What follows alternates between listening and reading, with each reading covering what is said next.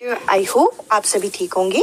आज की इस वीडियो में मैं आप लोगों के साथ इंग्लिश ग्रामर का एक बेहद important topic figure of speech discuss करूंगी, जिसे हम अलंकार के नाम से भी है।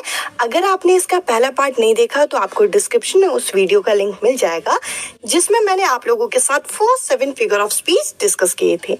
आज की इस वीडियो में मैं आप लोगों के साथ remaining figure of speech discuss करूंगी और साथ ही साथ हम इस टॉपिक के इंपॉर्टेंट क्वेश्चन भी डिस्कस करेंगे। तो चलिए वीडियो स्टार्ट करते हैं। हमने इसके पहले के पार्ट में 7 फिगर ऑफ स्पीच को ऑलरेडी डिस्कस कर लिया है, तो 8th फिगर ऑफ स्पीच से आज की वीडियो स्टार्ट करते हैं। सबसे पहले हम डिस्कस करेंगे ओनोमैटोपोइया, जिसे हम ध्वनि सूचक के नाम से जानते हैं। आप यहाँ पे ये शब्द देख सकते हैं, ध्वनि। ध्वनि का डायरेक्ट रिलेशन किससे होता है? आवाज से, यानी कि साउंड से होता है। तो ये एक ऐसा फिगर ऑफ स्पीच है जिसका डायरेक्ट रिलेशन हमें दिखने वाला है साउंड से।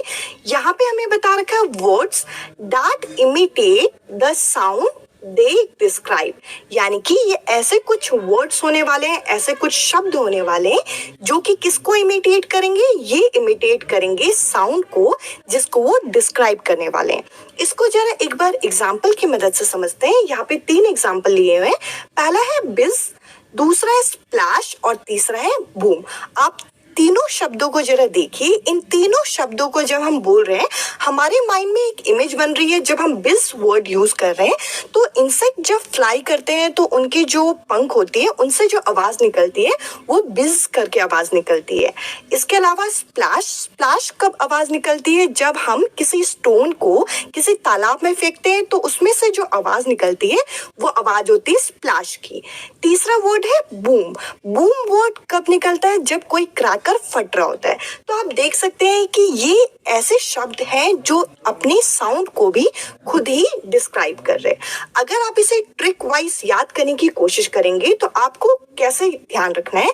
अगर आपको एक सेंटेंस में से फिगर ऑफ स्पीच को आइडेंटिफाई करना है तो आपको, अगर ओनोमैटोपोइया को यहाँ पे अगर चूज करना है तो आप क्या ध्यान रखेंगे? आप ये देखिए, यहाँ पे ट्रिक हमें बता रखा है वर्ड्स इमिटेट साउंड, यानी कि अगर आपको ऐसा कोई शब्द दिख गया जो कि उसके साउंड को इमिटेट करे, साउंड को वहां पे डिस्क्राइब करे, तो वहां पे कौन सा फिगर ऑफ स्पीच होगा? वहां पे ओनोमैटोपोइया होगा। चलिए इसका जरा एक क्वेश्चन देख लेते हैं। Which figure of speech is use in, यहाँ पे हमें सेंटेंस दे रखा है, when we enjoy a performance we clap hands.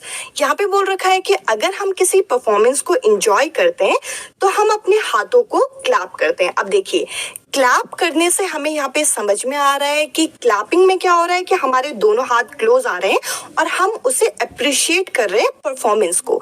तो ये जो क्लैप वर्ड है ये अपने साउंड को भी यहाँ पे डिस्क्राइब करने की कैपेबिलिटी रख रहा है। तो हम इस क्लैप वर्ड की वजह से बोलेंगे कि यहाँ पे कौन सा फिगर ऑफ स्पीच है? यहाँ पे ओनोमैटोपोइया फिगर ऑफ स्पीच है, जो कि इस क्वेश्चन का करेक्ट आंसर है। अब चलिए नेक्स्ट फिगर ऑफ स्पीच की तरफ बढ़ते हैं। आयरनी, जिसे हम व्यंग के नाम से भी जानते हैं। यहाँ पे हमें बता रखा है it is the use of words that means the opposite of what you really think, specially in order to be funny. यहाँ पे हमें बता रखा है कि हम वर्ड्स को इस तरीके से यूज करेंगे कि उसका मीनिंग बिल्कुल अपोजिट निकले जैसा कि हम सोचते हैं। इस चीज को हम इसलिए करते हैं ताकि वो थोड़ा फनी साउंड हो। अब चलिए, यहाँ पे थोड़ा कंफ्यूजन क्रिएट हुआ होगा कि इसका एक्चुअल मीनिंग क्या है। जरा एक बार ट्रिक देख लेते हैं और एक क्वेश्चन देख लेते हैं ताकि आपको ये फिगर ऑफ स्पीच क्लियर हो। यहाँ पे हमें ट्रिक बता रखा unexpected part of a situation. हमें एक ऐसी सिचुएशन प्रोवाइड की जाएगी स्टार्टिंग में जिसमें हमें बिल्कुल डिफरेंट हम लोगों के सामने इमेज बनेगी, बट उसके बाद जो सेंटेंस चेंज किया जाएगा वो एक अनएक्सपेक्टेड पार्ट माना जाएगा। एक क्वेश्चन के थ्रू इस पूरे के पूरे सिनेरियो को क्लियर करते हैं। यहाँ पे देखिए, इस क्वेश्चन में हम लोगों से बोल रखा है विच figure of speech is use इन। हमें पूछ रखा है कि कौन सा फिगर ऑफ स्पीच यहाँ पे यूज होगा। यहाँ पे हमें सेंटेंस दे रखा है दिस इज माई ब्रिलियंट सन। अब देखिए, अगर कोई यहाँ तक सेंटेंस पढ़े तो हमें लगेगा कि एक फादर अपने बच्चे की यहाँ पे तारीफ कर रहा है। अब आगे यहाँ पे बोल रखा है हु फेल्ड ऑफ कॉलेज, यहाँ पे वो बता रहे हैं कि जो कॉलेज में फेल हो जाता है। तो देखिए इस तरीके से अगर हम इस सिचुएशन को ध्यान से देखें तो इस सिचुएशन में हमें स्टार्टिंग में जो कंडीशन दे रखी थी उसका बिल्कुल अनएक्सपेक्टेड पार्ट हमें सेकेंड फेज में दिखाई दिया। तो इस टाइप के सेंटेंस जो कि हमारे मीनिंग और हमारी सेंस से बिल्कुल अपोजिट जाए, उसमें हमारा कौन सा फिगर ऑफ स्पीच होता है? इसमें हमारा होता है फिगर ऑफ स्पीच आयरनी, जिसे हम व्यंग के नाम से भी जानते हैं। नेक्स्ट फिगर ऑफ स्पीच है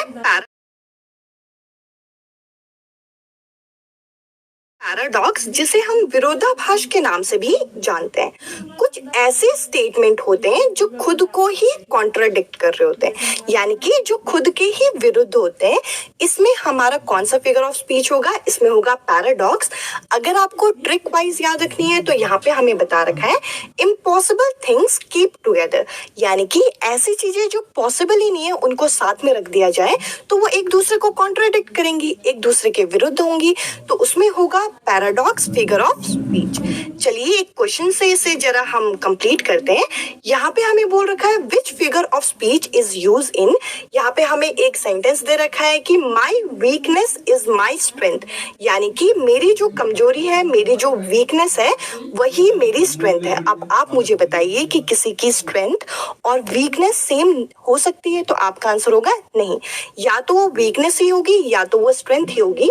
यानी कि दो ऐसे कॉन्ट्राडिक्टरी वर्ड्स को साथ में रख दिया गया है, ऐसे सेंटेंस बनाया गया है। तो इसमें कौन सा फिगर ऑफ स्पीच होगा? इसमें होगा पैराडॉक्स, यानी कि विरोधाभास। अब चलिए नेक्स्ट फिगर ऑफ स्पीच को जरा डिस्कस करें।